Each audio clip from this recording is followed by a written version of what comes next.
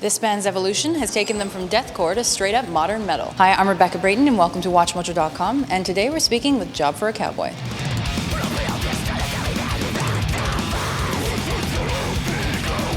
How do you guys like to classify or describe your music, or do you? Like with us, with every record, it sounds a lot different, and especially now we're not really trying to sound like anyone or anything specific, but I guess the best way to put it is just a modern death metal band.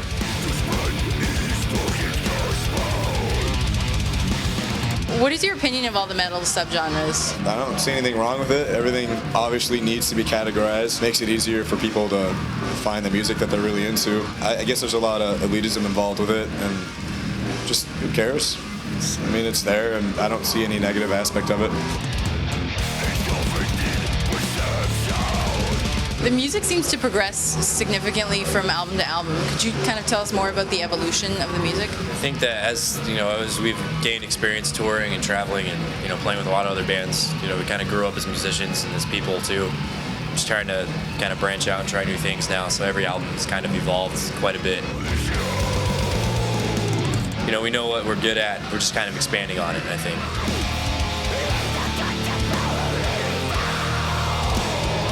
Were you guys trying to do anything differently on the most recent album that you hadn't done before? We kind of dropped the ball with the record before that. We were younger and we didn't have a lot of experience under our belt, and we were kind of rushed, so we had a little bit more time to put things together, and we were kind of writing anything that we liked to play and that we thought sounded heavy.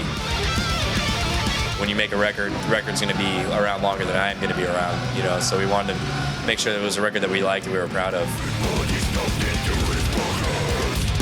How important do you think MySpace and the internet have been to your success? Definitely huge. It was Almost everything, pretty much. It was a great springboard for us to kind of launch, a career. The band kind of maintained this aura of MySpace hype, but we worked really hard and busted our asses and toured as much as we could to make it more than just hype, to make it become a real band, really. We had to kind of prove it to the community that we're around to stay. We're not just going to be, popular on the internet for 6 months and then see you later.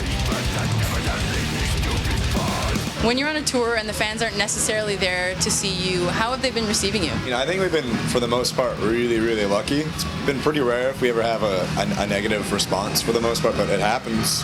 It's not really bad. It's kind of a good thing because, I don't know, it kind of toughens you up a bit. There's nothing more humbling than, 2,500 people telling you suck, throwing shit at you, So it's good for the band because it makes you want to try that much harder, It's like, well, it, they already hate us walking into it. We might as well do the best we can to show them, oh, those guys aren't a bunch of pussies.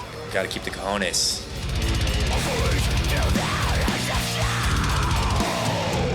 Thank you very much, guys. Thank you. Appreciate it.